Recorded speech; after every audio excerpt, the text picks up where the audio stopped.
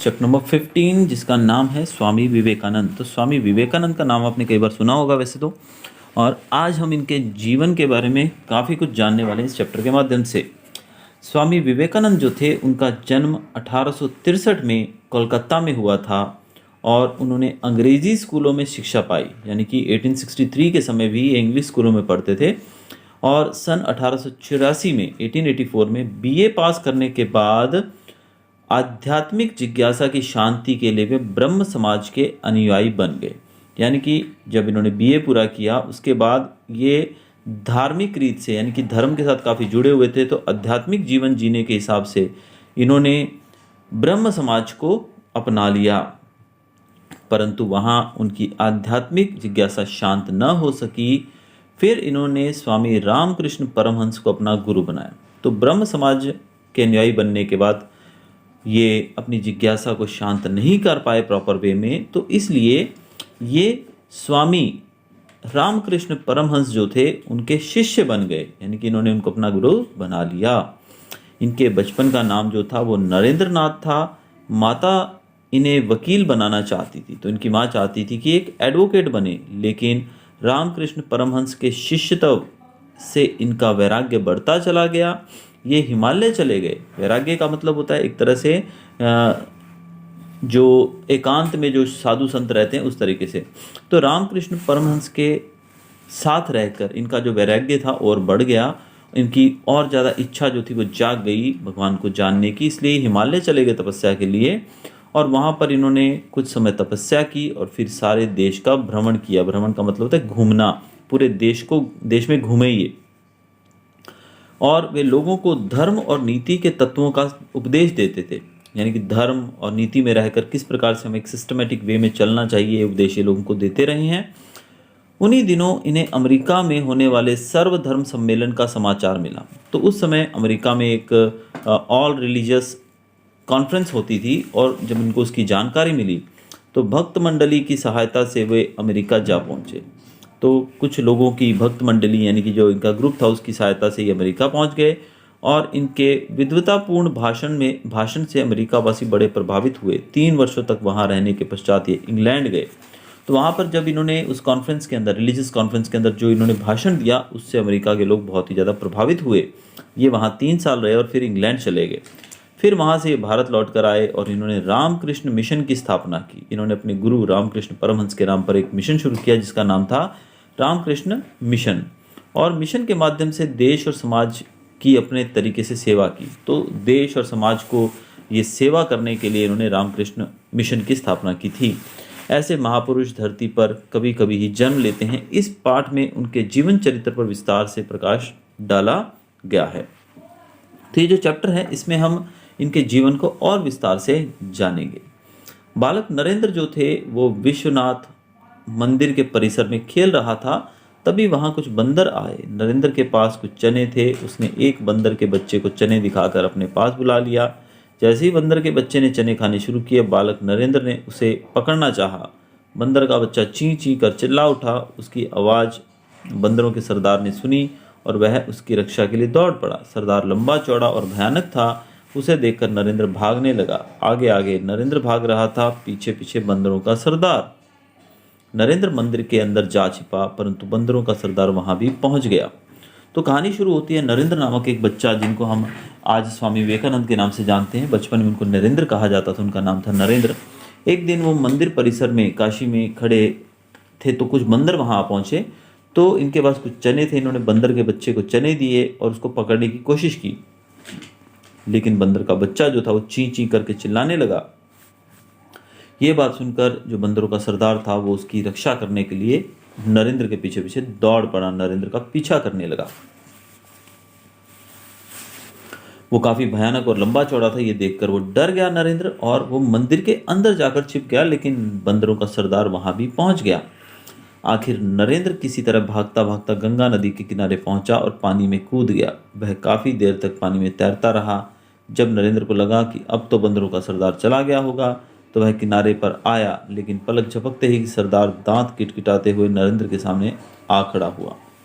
तो नरेंद्र को मंदिर में पाकर बंदर उसके पीछे दौड़ा और नरेंद्र जो था वो वहाँ से अपनी जान बचाकर भागते भागते गंगा नदी में कूद गया और काफ़ी देर पानी में तैरता रहा। और काफ़ी देर तैरने के बाद उसको यकीन हो गया कि अब तो काफ़ी देर हो गई है, अब तो बंदरों का सरदार चला गया होगा, तो अब वो पानी से बाहर आ सकता है। तो जैसे ही उसने किनारे की तरफ बढ़ा और किनारे पर पहुंचा तो पलक झपकते ही उसने पाया कि वो जो सरदार था बंदरों का, वो फिर से उसके सामने आ खड़ा हुआ है। उसी क्षण नरेंद्र ने सोचा, जो डर गया वह मर गया। उसने पास पड़ा एक डंडा उठा लिया। बंदरों का सरदार यह देख डर कर भाग खड़ा हुआ। तो नरेंद्र को ऐसा लगने लगा कि जो डर गया सो मर गया, तो इसलिए उसने पास में ही पड़ा एक डंडा उठाया और ये देखकर बंदरों का सरदार भाग गया।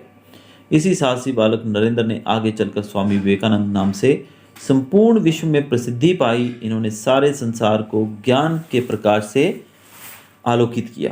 तो ये जो साहसी बालक था जिसने ये घटना को अंजाम दिया था, ये थे नरेंद्र, जिनको आगे चलकर हम स्वामी विवेकानंद के नाम से आज पूरे विश्व में आज जानते हैं।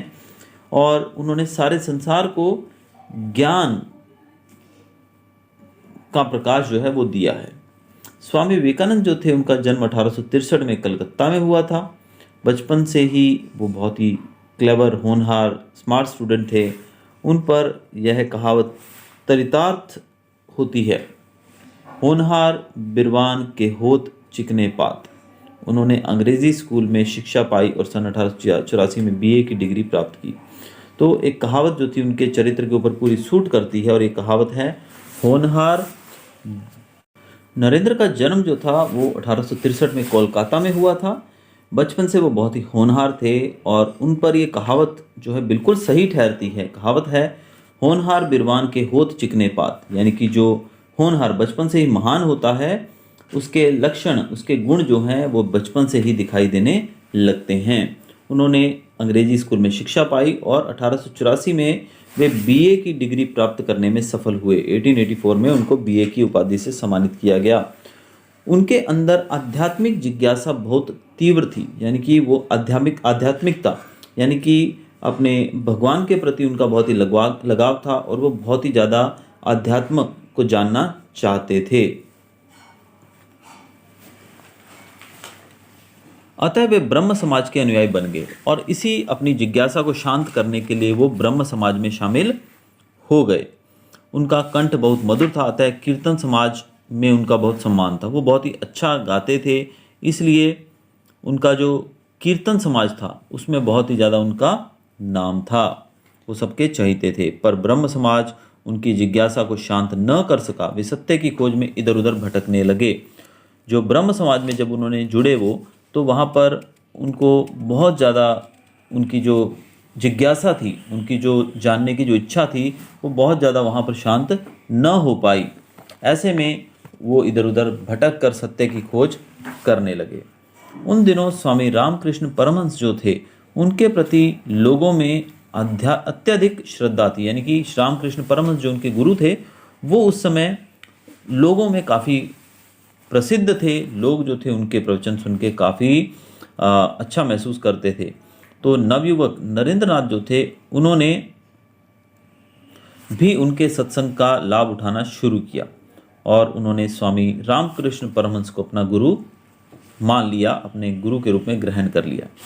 परमहंस जी जो थे, उनकी वाणी में बहुत ही ज़्यादा आकर्षण पैदा करने वाली शक्ति थी, जिसने नरेंद्र को भी अपने वश में कर लिया था। नरेंद्र उनके भक्त बन गए एक तरह से। नरेंद्र की माता जो थी, उनकी इच्छा थी कि उनका पुत्र जो है वकील बने और किसी अच्छे घर में उनकी शादी कर सकें। जब नरेंद्र ने रामकृष्ण परमहंस के प्रभाव में आकर संन्यास लेने का निश्चय किया तो माँ को बहुत दुख पहुँचा। तो नरेंद्र नाथ जो थे, उन्होंने संन्यास लेने की इच्छा जाहिर की तो उनकी माँ को बहुत दुख हुआ, क्योंकि उनकी माता की बहुत ही ज़्यादा उम्मीदें थीं उनसे। उनकी माता परमहंस जी की सेवा में उपस्थित हुई और उनसे प्रार्थना की कि मेरे बेटे को वैराग्य से रोकिए। तो बेटे को संन्यास लेते देख माता जो थी वो रामकृष्ण परमहंस जी से मिलने पहुंची और अपने बेटे को वैराग्य से रोकने के लिए उन्होंने प्रार्थना की। पर जिस व्यक्ति ने ईश्वरीय प्रेम के आनंद का रस चख लिया हो, उसे सांसारिक आकर्षण अपनी ओर नहीं खींच सकते।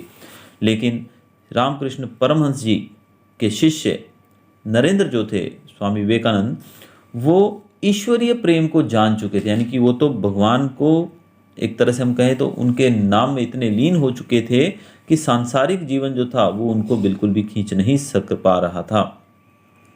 नरेंद्र की वैराग्य वृत्ति दिन ब दिन बढ़ती ही जा रही थी। उनका यानी कि उनका वैराग्य के प्रति जो, संसार को छोड़कर भगवान के प्रति जो उनका लगाव था, बढ़ता ही जा रहा था। वे आध्यात्मिक ज्ञान की प्राप्ति के लिए हिमालय चले गए और वहाँ कई वर्षों तक तपस्या और साधना में लगे रहे। वो सत्य की खोज में कई साल हिमालय पर बैठे रहे, तपस्या करते रहे और कई प्रकार के कष्ट भी उन्होंने झेले। उन्हें कई दिनों तक खाना भी नहीं मिला और कई बार ऐसे स्थानों पर नंगे बदन सोना पड़ा जहाँ की भयंकर सर्दी का अनुमान लगाने के लिए थर्मोमीटर भी अभी नहीं बने हैं, यानी कि बहुत ज़्यादा ठंडे वातावरण में उनको सोना पड़ा। तो ऐसे कष्ट झेलने के बावजूद भी वो नहीं डगमगाए। कई बार तो उनका सामना शेर और बाघ जैसे जंगली जानवरों से भी हुआ, लेकिन वो फिर भी नहीं डोले। पहाड़ से उतरकर वो जब भारत में आए, वापस हिमालय को उतरकर जब देश में पहुंचे, तो उन्होंने पूरे देश का भ्रमण किया, एक चक्कर लगाया और लोगों को धर्म और नीति के उपदेश देने लगे। कई जगह तो उनकी खिल्ली भी उड़ाई गई, कई जगह उनका मजाक भी उड़ाया गया, लेकिन उन्होंने इसकी तनिक भी बिल्कुल परवाह नहीं की और धीरे धीरे उनका जो नाम था चारों ओर फैलने लगा और वो बहुत ही ज़्यादा प्रख्यात होने लगे। उन्हीं दिनों स्वामी जी को अमेरिका में होने वाले सर्वधर्म सम्मेलन, यानी कि ऑल रिलीजियस कॉन्फ्रेंस के बारे में पता लगा और वे तुरंत उसमें शामिल होने को तैयार हो गए। हिंदू धर्म का उनसे बड़ा ज्ञानी और वक्ता उस समय और कोई था ही नहीं। भक्त मंडली की सहायता से वे अमेरिका जा पहुंचे और वहां पहुंचकर उन्हें पता लगा कि अभी सम्मेलन होने में बहुत देर है, बहुत समय है अभी तो सम्मेलन शुरू होने में। तो प्रतीक्षा के उनके ये दिन बहुत कष्ट में बीते। निर्धनता की यह दशा थी कि उनके पास ओढ़ने बिछाने तक के पूरे कपड़े न थे, पर संतोष वृत्ति के कारण वे सब कष्टों को झेल गए। तो वहाँ पहुँचने के बाद इनको पता लगा कि सम्मेलन तो अभी शुरू होने में काफ़ी समय है। तो ऐसे में इन्होंने वहाँ पर जितने दिन काटे सम्मेलन शुरू होने के पहले के, वो बड़ी कष्ट से इनके दिन बीते। इनके पास ना ही पैसे थे, ना ही ओढ़ने बिछाने के लिए कपड़े थे, फिर भी बहुत ही संतोष पूर्वक इन्होंने वो सारे कष्ट भरे दिन भी झेल लिए। प्रतीक्षा की घड़ियां समाप्त हुई और सभी धर्माचार्य उत्सुकता से इंतजार कर रहे थे कि स्वामी जी अपने श्रीमुख से कुछ कहें। तो जैसे ही सम्मेलन शुरू हुआ तो सब धर्मों के गुरु जो थे वो इंतजार कर रहे थे कि स्वामी विवेकानंद जो थे वो भी अपने मुख से कुछ कहें। तो स्वामी जी ने वहाँ ऐसा पांडित्यपूर्ण, ओजस्वी और धारा प्रवाह भाषण दिया कि श्रोता मंत्रमुग्ध हो गए। हम जानते हैं कि अंग्रेजी का तो उनको बहुत ज्ञान था, तो उन्होंने अपनी ज्ञानता, जो भी उनको ज्ञान था, वो ज्ञान और अपने जो हुनर था उससे एक ऐसा भाषण दिया कि श्रोता मतलब सुनने वाले, जो ऑडियंस होती है, वो मंत्रमुग्ध हो गए, बहुत ज़्यादा प्रसन्नचित्त हो गए। सब लोग बहुत ज़्यादा खुश हो गए। उन्हें यह विश्वास ही न होता था कि पराधीन भारत का हिंदू ऐसा विद्वतापूर्ण भाषण भी दे सकता है। तो उस समय उनको, लोगों को ये देखकर बड़ा आश्चर्य हुआ कि पराधीन मतलब गुलाम। उस समय भारत आज़ाद नहीं हुआ था, तो एक गुलाम भारत का हिंदू जो है इतना ज़्यादा ज्ञानी भी हो सकता है, ये लोगों को ज्ञान नहीं था। स्वामी जी ने पश्चिम वाले देशों को बताया कि कर्म को केवल कर्तव्य समझकर करना चाहिए, उसके फल की इच्छा नहीं रखनी चाहिए। यह बात उनके लिए बिल्कुल नहीं थी। तो अंग्रेज़ों को, यानी कि वेस्टर्न कंट्रीज़ में जो यूरोपियन नेशंस थे, वहाँ पर लोगों को इन्होंने बताया कि हमें कर्म, यानी कि we have to work hard without the इस फल की कामना किए बिना हमें जो फ्रूट है उसकी कोई भी लालच हमें नहीं करनी चाहिए। We should work hard. और ये चीज़ जो थी ये उन लोगों के लिए बिल्कुल नहीं थी। स्वामी जी के भाषणों की प्रशंसा वहां के समाचार पत्रों में भी छपने लगी। द न्यूयॉर्क हेराल्ड समाचार पत्र ने उनके भाषणों पर टिप्पणी करते हुए लिखा, धर्मों की पार्लियामेंट में सबसे महान व्यक्ति विवेकानंद हैं। उनकी वाणी में यह प्रभाव था कि सुनने वाले आत्मविस्मृत हो जाएं। तो स्वामी जी जो थे, उनका जो भाषण था, उनकी जो प्रशंसा की जाने लगी, वो पूरे जो वहाँ के समाचार पत्र थे उनमें छपने लगे। और द न्यूयॉर्क हेराल्ड समाचार पत्र जो था, उन्होंने उनके ऊपर टिप्पणी, उनके ऊपर कमेंट करते हुए लिखा कि धर्म की पार्लियामेंट के सबसे महान व्यक्ति जो हैं वो स्वामी विवेकानंद हैं। उन्होंने लिखा कि इनकी वाणी में इतना ज़्यादा प्रभाव है कि सुनने वाला जो है वो खो जाता है उनकी बातों में, आत्मविस्मृत हो जाना, यानी कि उनकी वाणी में खो जाना। स्वामी जी अमेरिका में करीब 3 साल रहे और फिर वहाँ वेदांत का प्रचार करते रहे, यानी कि वेदों का प्रचार करते रहे, और फिर वहाँ से वो इंग्लैंड चले गए। वहाँ उनकी ख्याति जो थी वो उनसे पहले पहुँच गई, यानी कि वहाँ पर पहुँचने से पहले ही उनकी जो प्रसिद्धि थी, उनके जो कार्य यहाँ पर अमेरिका में किए गए थे वो सब पहले ही वहाँ पहुँच गए थे। और वहाँ ऐसे ऐसे वैज्ञानिक जो खाने के लिए प्रयोगशाला न छोड़ पाते थे, स्वामी जी का भाषण सुनने के लिए घंटों प्रतीक्षा करते रहते। तो इतने ज़्यादा इनका प्रभाव था कि वहाँ ऐसे ऐसे वैज्ञानिक थे कि जो बहुत बिजी थे कि उनको खाना खाने का भी समय नहीं था, लेकिन स्वामी जी का भाषण सुनने के लिए वो घंटों प्रतीक्षा करते रहते थे। और वे करीब 1 वर्ष वहाँ रहे, तो इंग्लैंड में 1 साल रहे, और वहाँ के लोग स्वामी जी द्वारा बताए वेदांत पर लट्टू हो गए, यानी कि वहाँ के जो लोग थे, जो इन्होंने वेदों का जो सार वहाँ पर लोगों को समझाया, उस पर वो लोग लट्टू, यानी कि बहुत ज़्यादा प्रभावित हुए वो लोग इससे। उनके कई अंग्रेज शिष्य उनके साथ भारत भी आए, तो जब वो वापस लौटे तो उनके साथ कई अंग्रेज शिष्य भी भारत आए। 16 सितंबर 1896 को स्वामी जी स्वदेश लौटने के लिए रवाना हुए। स्वामी जी जब जहाज से कोलंबो में उतरे तो जनसाधारण ने जिस उत्साह और उल्लास से उनका स्वागत किया वह दर्शनीय था। लोग उनकी एक झलक पाने के लिए दूर दूर से आते थे।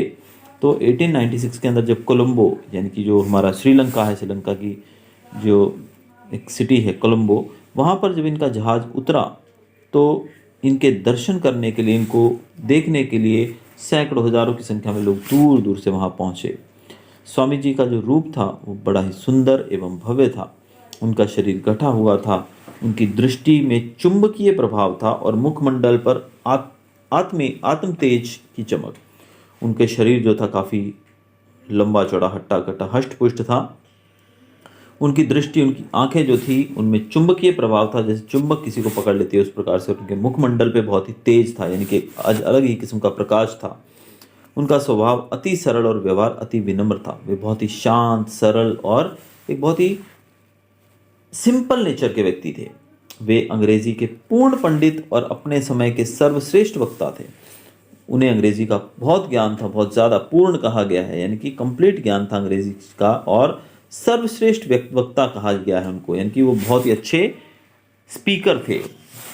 वे अंग्रेजी के अतिरिक्त Sanskrit, German, Hebrew, Greek, French आदि भाषाओं के अच्छे ज्ञाता थे। उनको देखिए कितनी भाषाओं का ज्ञान था, जर्मन, हिब्रू, ग्रीक, फ्रेंच जैसी भाषाएं भी उनको आती थी। वे केवल 4 घंटे सोते थे, प्रातः 4 बजे उठकर जब ध्यान में लग जाते थे। वो सिर्फ दिन में 24 घंटे में से 4 घंटे वो सिर्फ नींद लेते थे, और फिर 4 बजे उठकर सुबह वो जप ध्यान, यानी कि पूजा पाठ में लग जाते थे। वे भारतीयों को स्वतंत्रता प्राप्त करने के लिए प्रोत्साहित करते थे। उन्होंने अपने एक भाषण में ऐसे ही विचार प्रकट करते हुए कहा था, लोगों को आज़ादी प्राप्त करने के लिए उन्होंने इंस्पायर किया, और एक भाषण में उन्होंने कहा है, जो यहाँ पर दिया गया है, प्यारे देशवासियों, पुनीत आर्यव्रत में बसने वालों, क्या तुम अपनी इस भीरुता से यह स्वाधीनता प्राप्त कर सकोगे जो केवल वीर पुरुषों का अधिकार है? हे भारत निवासी भाइयों, अच्छी तरह याद रखो कि सीता, सावित्री और दमयंती तुम्हारी जाति की देवियां हैं। वे, हे वीर पुरुषों, मर्द बनो और ललकार कर कहो कि मैं भारतीय हूँ, मैं भारत का रहने वाला हूँ। हर एक भारतवासी, चाहे वह कोई भी हो, मेरा भाई है। तो यहाँ पर उन्होंने देशवासियों को बोला है कि प्यारे देशवासियों, तुम आर्यव्रत हो, यानी कि तुम सब आर्य लोगों की संतान हो, और क्या तुम इस कायरता से, भीरुता मतलब कायरता यानी कि डरपोकपन आपका, क्या इस कायरता से आप आज़ादी प्राप्त कर पाओगे?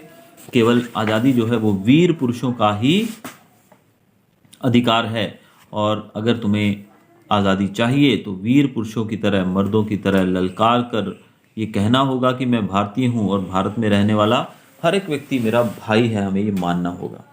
स्वामी विवेकानंद ने रामकृष्ण मिशन की स्थापना कर इसकी शाखाएं देश भर में खोल दी। उन्होंने रामकृष्ण मिशन की स्थापना की और पूरे देश में इसकी जो शाखाएं थी, ब्रांचेस थी, वो खोल दी। और ये जो संस्था इन्होंने बनाई थी रामकृष्ण मिशन, इसका एक ही उद्देश्य था, वो था लोक सेवा करते हुए वेदांत का प्रचार प्रसार करना, यानी कि लोगों की सेवा करते हुए उन्हें वेदों के बारे में जो ज्ञान है वेदों का वो देना। सन 1897 में भारत में प्लेग की महामारी फैल गई। तो 1897 में भारत में प्लेग की बीमारी फैली, तो स्वामी जी ने दीन दुखियों की सेवा की जिम्मेदारी उठाई। उन्होंने ढाका, कोलकाता और तमिलनाडु में जगह जगह सेवाश्रम खोले। आध्यात्मिक परिश्रम करने के कारण स्वामी जी का स्वास्थ्य बिगड़ने लगा। वे अपने भक्तों से कहने लगे कि अब मेरे महाप्रस्थान का समय बहुत निकट है। तो जब प्लेग की बीमारी फैली तो ढाका, कलकत्ता और तमिलनाडु जैसी जगहों पे इन्होंने सेवाश्रम खोले, जहाँ पर लोगों को, स्पेशली प्लेग से पीड़ित लोगों की सेवा की जाने लगी। और इन्होंने खुद भी बहुत मेहनत की उसमें, और इससे इनका स्वास्थ्य बिगड़ने लगा। और फिर इन्होंने अपने भक्तों से कहा कि अब मेरे महाप्रस्थान का समय आ गया है। 4 जुलाई 1902 को वे एकाएक समाधि में लीन हो गए। सवेरे 2 घंटे समाधि में रहे। दोपहर के समय शिष्यों को व्याकरण पढ़ाया। तीसरे पहर 2 घंटे तक वेदोपदेश देते रहे। उसके बाद टहलने निकले। शाम को माला जपने के बाद समाधि में बैठ गए और उसी अवस्था में शरीर को त्याग स्वर्ग सिधार गए। 4 जुलाई के दिन की बात की जा रही है। 1902 में वो समाधि में लीन हो गए। सुबह उन्होंने 2 घंटे समाधि की, फिर दोपहर को शिष्यों को ग्रामर पढ़ाया और तीसरे पहर इनकी इवनिंग के समय फिर 2 घंटे इन्होंने वेदों का उपदेश दिया। और फिर वो थोड़ी देर टहलने निकल गए और शाम को माला जपने के बाद फिर से वो समाधि में बैठ गए। और उसी अवस्था में, जब ये समाधि में बैठे, उसी अवस्था में इन्होंने अपना शरीर त्याग दिया और स्वर्ग को सिधार गए। कन्याकुमारी में समुद्र के मध्य बना विवेकानंद स्मारक उनकी स्मृति को संजोए हुए है। वे ज्ञान की ऐसी मिसाल प्रज्वलित कर गए हैं जो संसार को सदैव आलोकित करती रहेगी। रामकृष्ण परमहंस के शब्दों में वे केशव के समान 18 शक्तियों के स्वामी थे। तो इनका जो एक स्मारक है कन्याकुमारी में समुद्र के बीचों बीच बनाया गया है, जो इनकी यादों को आज भी अपने में समेटे हुए हैं। और वे हम लोगों के अंदर ऐसी ज्ञान की मिसाल जला गए हैं जिससे पूरा संसार जो है हमेशा ही रोशनी पाता रहेगा। श्री रामकृष्ण परमहंस जो इनके गुरु थे, उनके शब्दों में कहा जाए तो उन्होंने कहा है कि वे केशव के समान 18 शक्तियों के स्वामी थे। तो ये था हमारा chapter Swami Vivekananda. Hope you enjoyed. Thanks for watching.